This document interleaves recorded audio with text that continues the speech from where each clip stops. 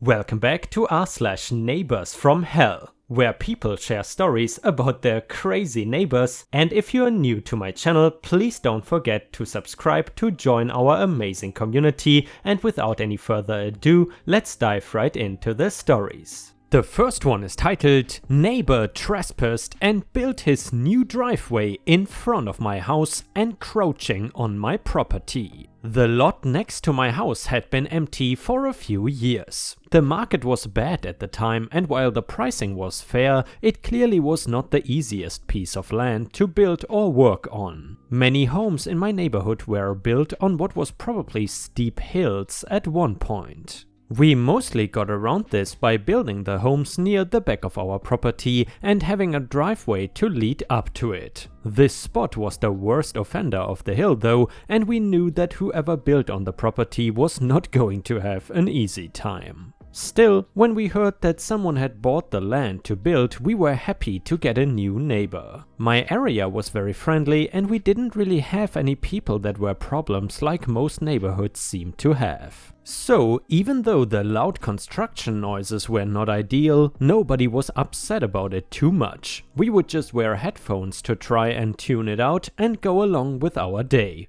Everything was going great until it came time for the construction workers to plan out and pave a driveway. I know that in some areas this might be the last thing people do, but with this house it made sense to need it first. A straight driveway just wouldn't work, so they had to make almost an S-shaped loop up the hill between the road and the house. This way workers could get their trucks to the property without worrying about getting stuck on the steep hill. Again, this shouldn't have been a problem until one day I came home from the store to see that the new driveway they had paved ended up encroaching on my property. Because it was that curved S-shape with the top cut off, the jut ended up being on my land. I did not want to create much of a fuss, so I simply talked to the construction worker that seemed to be in charge and tell him that they made a mistake and ended up on my land. He showed me the instructions from the new owner and gave me his number instead. I wish I could say that talking to the new neighbor was pleasant, but instead it ended up in a huge argument. He was insisting that the entire driveway was on his land, even though I had the paperwork and showed it to the construction worker. Still, he wouldn't tell them to stop, and they were not willing to not get paid. We were at a standstill, and I know most people here would say to go get revenge and call the city on this guy, but the problem was that this was such a friendly area that I didn't want to start a legal fight that could take so long the entire house would be built already.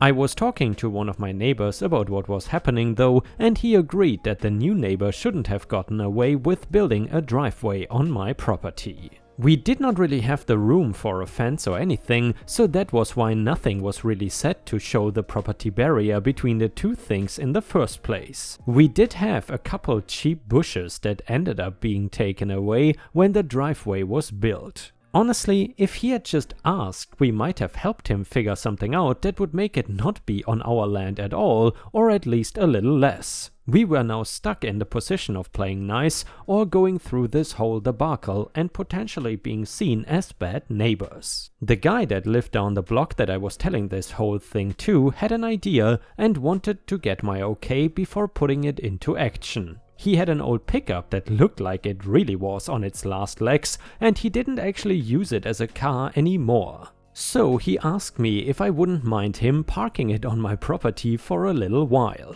You might see where this is going, and making sure to only stay on our side of the property, he parked the truck right in the middle of the driveway. I asked him what he wanted me to do if they went to my door, and he said not to worry about it and to just give them his number and he would deal with it. I've had some health problems in the past, and this is the kind of neighbor that would come and help me shovel when it snowed without ever needing to ask. Anyway, the next day the construction crew could not get up the driveway and was not willing to walk all their equipment up the hill. They called the number and he said that his truck was on my property and not the owner's. So, since he wasn't going to budge, the construction company finally refused to work until we got this land agreement settled. Honestly, I thought that when I spoke to this guy again, he was going to blow up and demand that I had the truck removed from his property. But instead, I was met with a much calmer man who said that he wanted to work something out with me. He agreed to have his driveway rebuilt in a way that was not going to encroach on my property anymore. He just asked that I have the truck removed so that the part of the driveway could be destroyed.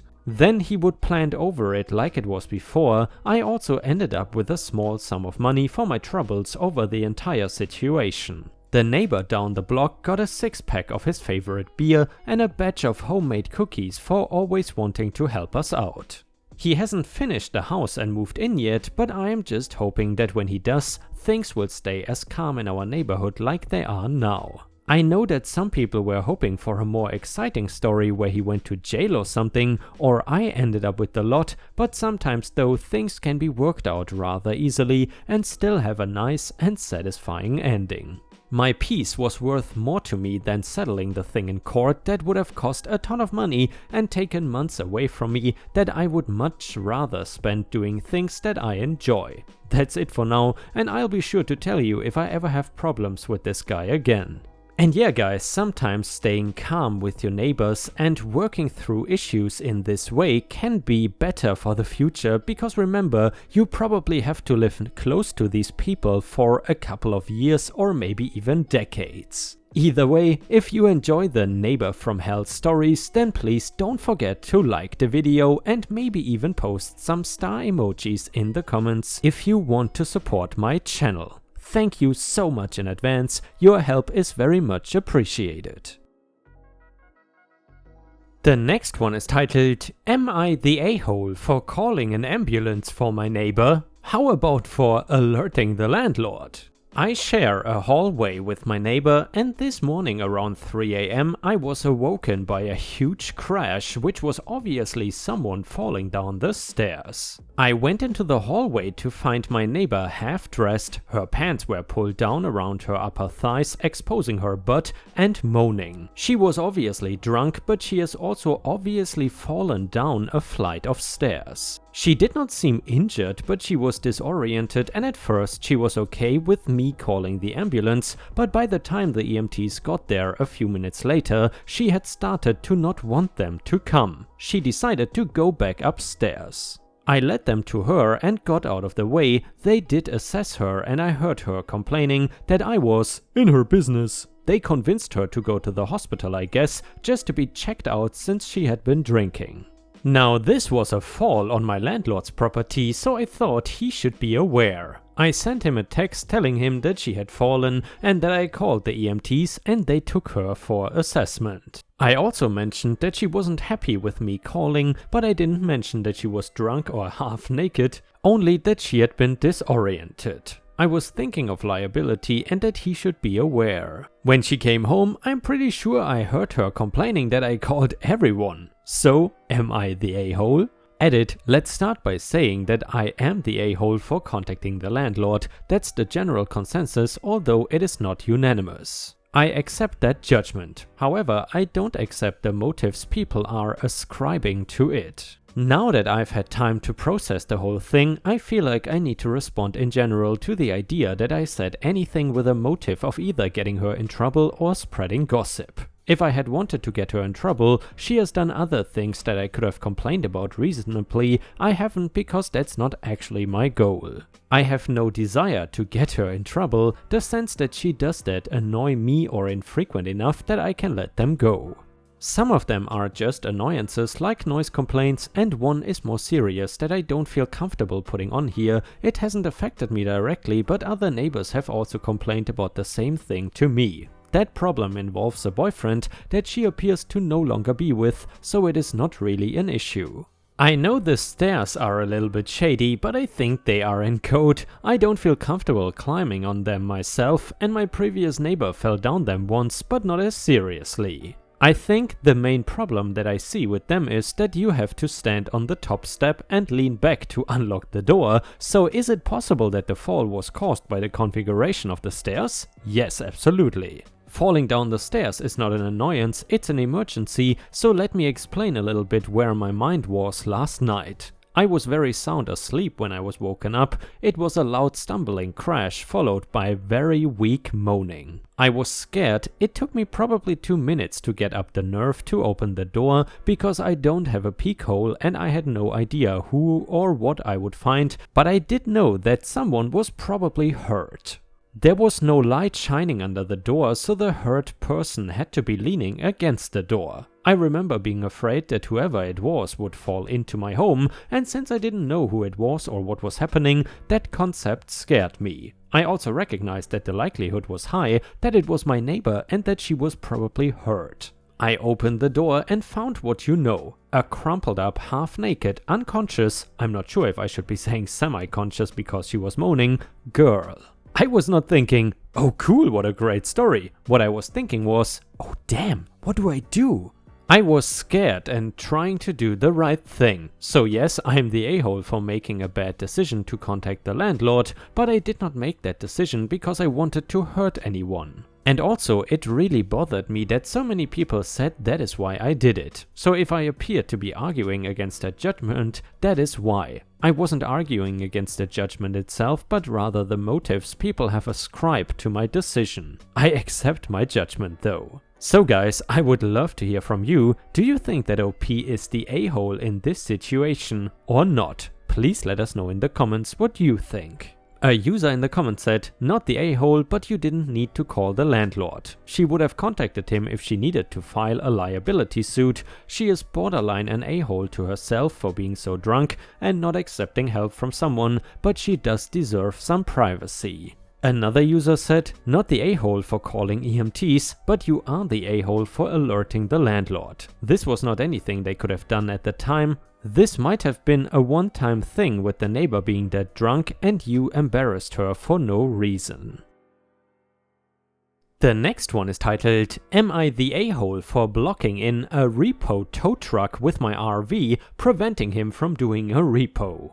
My next door neighbor has recently gotten into some financial issues. He had tenants refuse to pay and trash his house, his mother has cancer and a few break-ins, and he lost his job. He doesn't have much money at the moment, he is literally living off bread and water, and he doesn't spend money now for things other than repairs or absolutely necessary stuff. He called the dealership to let them know of the situation. He was always early on his car payments, often paying several months in advance. He told them he will be a bit late as he tries to get a new job and handle everything else. He has a perfect credit score and they have no reason to doubt that he would not pay them back. The bank said that they would give him 3 months.